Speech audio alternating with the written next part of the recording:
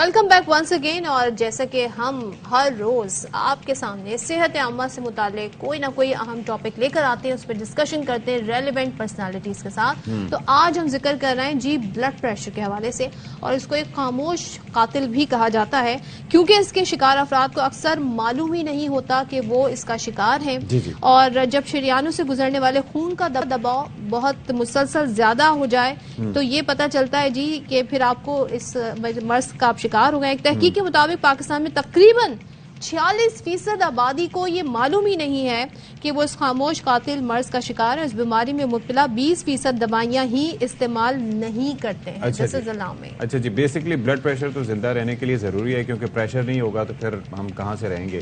لیکن ہائی اور لو ہونا اس کو خطرناک بنا دیتا ہے. ہائی بھی مناسب نہیں ہے, لو بھی مناسب نہیں ہے. اب چکر یہ ہے کہ پہلے ہم غصے سے اس کو ریلیٹ کر دیتے تھے, ابھی ہم پہلے بھی ڈسکشن کر رہے تھے کہ ٹینشن سے, انگزائٹی سے, ہاں ویسے اس سے تو ہے, لیکن یہ ہے کہ کوئی نہ کوئی تو تعلق ہے جس کی وجہ سے اسپائک آتا ہے. لیکن کافی اس کے اندر کیمیکل اور میکینیکل ریزنز بھی ہو سکتے ہیں جو کہ ہم جاننے کی کوشش کریں گے کہ کیا وجہ ہے اس کی, اور ہمارا جو لائف سٹائل ہے اس کے اندر بلڈ پریشر کو بڑھانے میں یا ضرورت سے زیادہ کم کرنے میں کتنا جو ہے اپنا کردار ادا کرتا ہے. تو اس پر ذرا گفتگو کر لیتے ہیں. ہمارے ساتھ اسٹوڈیوز میں موجود ہیں public health expert doctor Babar Saeed Khan ہمارے ساتھ موجود ہیں ہمارے اسٹوڈیوز میں پروگرام کی رونق بڑھانے کے لیے. سر یہ فرمائیے, یہ جو زیادہ خطرناک ویسے کون سا ہوتا ہے؟ آج تو ہم ہائی بلڈ پریشر کی بات کریں گے, لیکن ہائی یا لو؟ دیکھیے پہلے تو میں ایک ڈسکلیمر بھی دے دوں یہاں, بیکاز یہ جو ہمارا آج کا ٹاپک ہے اٹس ویری امپورٹنٹ, لیکن یہ ہے کارڈیالوجسٹ کے ڈومین کا. مگر چونکہ آپ لوگ پبلک ہیلتھ پرسپیکٹو زیادہ ایڈریس کر رہے ہوتے ہیں اس لیے میری یہاں جسٹیفیکیشن بن رہی ہوتی ہے.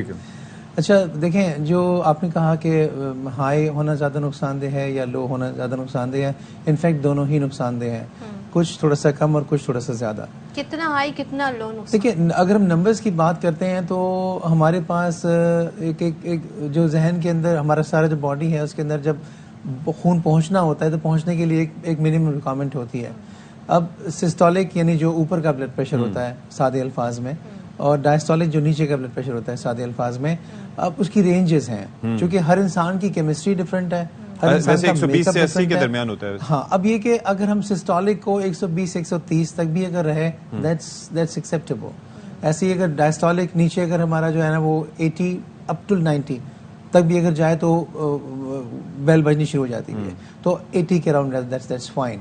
لوور سائڈ پہ یہ ہے کہ اگر ہمارا سسٹولک 100 سے نیچے اگر آتا ہے یا ہمارا ڈائسٹولک 60 سے نیچے اگر آتا ہے تو جو ہماری ٹیشوز ہیں اسپیشلی ہمارا جو برین ہے اس کی پرفیوژن نہیں ہو پاتی ہے, اس کے نتیجے میں سارے مسائل رہتے ہیں. تو یہ تو ویلیوز کی بات ہوگی ہوئی ہے. لیکن جو اس میں سمجھتا ہوں کہ سمجھنے کی ضرورت ہے وہ یہ ہے کہ جس طرح ہمارے آپ نے یہ تو بتا ہی دیا کہ میگنیٹیوڈ آف دا پرابلم ہے کتنا, کہ پاکستان کے اندر اگر میں تھوڑا سا پریسائز ہو کے بات کروں تو ینگ ایج میں تو نہیں ہوتا unless secondary hypertension, that is different. دو قسم کا ہوتا ہے, ایک اسینشیل ہائپرٹینشن ہے یا پرائمری ہائپرٹینشن ہے, ایک سیکنڈری ہے. اسینشیل تو یہ ہے کہ جو ہونا ہی ہوتا ہے بالعموم لوگوں کو, اور اس میں اس کی وجہ یہ ہوتی ہے کہ جیسے ہمارے بال گرے ہونے سٹارٹ ہوتے ہیں, جیسے اسکن پہ رنکل آنے شروع ہوتی ہے, ایسے ہی ہماری جو بلڈ ویسلز ہیں ان کی الاسٹیسٹی کم ہو جاتی ہے, تو they become like lead pipes. یعنی جب ہارٹ نے کنٹریکٹ کیا اور اگر اس کی الاسٹیسٹی کم تھی تو وہ جو کنٹریکشن کا پریشر تھا وہ الاسٹیسٹی سے ڈیمپ ہو جاتا ہے یا کور ہو جاتا ہے. لیکن اگر وہ لیڈ پائپ بن گئی ہوئی ہیں تو اسی نیرو پیسج سے گزرنا ہے تیز پریشر سے, that is what it is. تو یہ اسینشیل ہائپرٹینشن ہے. سیکنڈری ہائپرٹینشن یہ ہے کہ بعض بیماریاں ایسی ہیں جس پریگننسی ہے یا کچھ کڈنی کی پرابلمز ہیں, کڈنی کی شریانوں کی پرابلمز ہیں, اس طرح کی بعض اور چیزیں ہیں, کچھ ٹیومرز قسم کی ہیں جو خراب. ایک چیز مجھے بتائیں کہ ایک تو یہ کہا کہ ہونا ہی ہوتا ہے, تو اس کے اندر کیا ہمارا لائف سٹائل یا ہماری ایج کو, اور کون سی ایج سے یہ سلسلہ شروع؟ دیکھیے اب اس میں دو قسم کے فیکٹرز ہوتے ہیں سارے بیماریوں کے اندر. ایک جینیٹک پریڈسپوزیشن آپ کی ہوتی ہے کہ اگر آپ کا موروثی چیز موجود ہے آپ کے اندر, وہ جین موجود ہے کہ نہیں, اور دوسرا انوائرمنٹ ہوتا ہے. تو اگرچہ کسی کے پیرنٹس میں دونوں کو یا کسی ایک کو بلڈ پریشر, اس کا مطلب ہے کہ وہ جین بھی کیری کر رہا ہے, ٹھیک ہے نا. اب اس میں چیز یہ ہے کہ اس کے لیے آپ کچھ کر سکتے نہیں ہیں, بیکاز جین جو آپ کو ملی ہے وہ آپ کیری کر رہے ہیں, and you can change it, اس میں آپ کی چوائس نہیں ہے.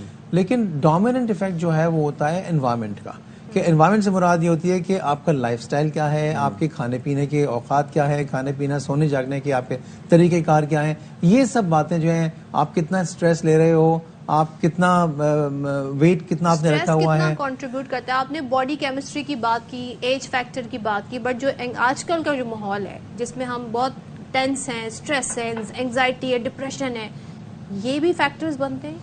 دیکھیں میں یہ سمجھتا ہوں تھوڑی سی مزاحیہ بات ہو جائے گی, لیکن آج کل کے ماحول میں ایک نارمل آدمی کو بلڈ پریشر نارمل رکھنا مشکل کام ہے. the way things are, تو اس میں اتنا ایک انسرٹینٹی اور اتنا اسٹریس ہے کہ اس کی وجہ سے آدمی سیکیورٹی کی نیڈس پوری نہیں ہو رہی ہیں, فوڈ شیلٹر کلودنگ کی نیڈس پوری نہیں ہو رہی ہیں, جو بیسک آپ کی منیمل نیڈس ہیں وہ پوری نہیں ہو رہی ہیں, تو آدمی فور شور اسٹریس میں آتا ہے. اور اسٹریس کے ساتھ کچھ ہمارے پاس ہوتے ہیں ہارمونز ایسے کہ جو اسٹریس ریلیٹڈ ہوتے ہیں, اور وہ ہارمونز ایفیکٹ ایسا ڈالتے ہیں کہ جس کے نتیجے میں ویزو کنسٹرکشن ہوتی ہے, یعنی ہمارے جو ویسلز ہیں وہ ٹائٹ ہونی شروع ہوتی ہیں. وہ ٹائٹ ہوتی ہیں تو بات وہی ہے کہ نون اماؤنٹ آف بلڈ اگر ایک ٹائٹ جگہ سے گزرے گا تو, کیونکہ جب آپ بہت زیادہ غصے میں ہوتے ہیں تو آپ کی باڈی ڈفرینٹلی ریئیکٹ کرتی ہے. لائک آپ کو لگتا ہے جیسے کانوں سے دھواں نکل رہا ہے, آپ کو سر میں درد شروع ہو جاتا ہے, یو فیل لائک, اور بہت سارے لوگ ان کا فیس ہی ریڈ ہو جاتا ہے. دیکھیں نا, ہم جو ڈسکرائب کرتے ہیں وہ یہ کرتے ہیں کہ فلائٹ فائٹ اینڈ فرائٹ, کہ آپ کو ڈر میں, خوف میں, یا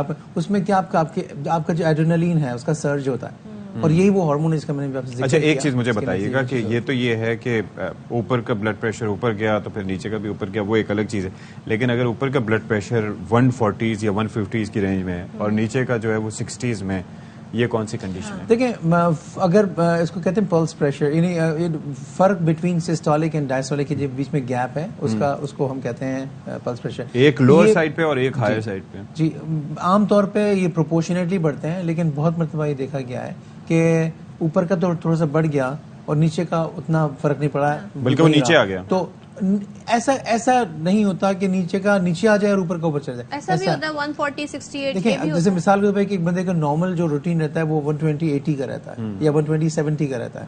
اب اگر اس کا سسٹولک چلا گیا 130 140 اور وہ نیچے 70, تو لگتا ہے ایسا ہے کہ آپ کا گیپ بہت بڑھ گیا. وہ بڑھتا بھی ہے gap, but that is because of the increase systolic pressure, اور اس میں اسٹریس کا کمپوننٹ ہے اور ہارڈننگ آف دی ویسلز کا کمپوننٹ ہے جو ایج کے ساتھ بن رہے ہوتے ہیں پہلے منہ میں. چلیں جی, یہ اس میں جو بہت ایک میں سمجھتا ہوں کہ پبلک کے ریفرنس جن کو پتا ہونا چاہیے وہ یہ ہے کہ اگر نہیں اس کو, ایک تو آپ نے بتایا نا کہ اندازہ نہیں ہو رہا ہوتا کسی کو, کوئی سمٹم نہیں آ رہی ہوتی ہے تو وہ جاتی نہیں ہے, لیکن روٹین میں چیک ضرور روٹین میں چیک ضرور ہے. دس از ویری امپورٹنٹ جی. بہت شکریہ بابر سعید خان صاحب فار بینگ ود اس.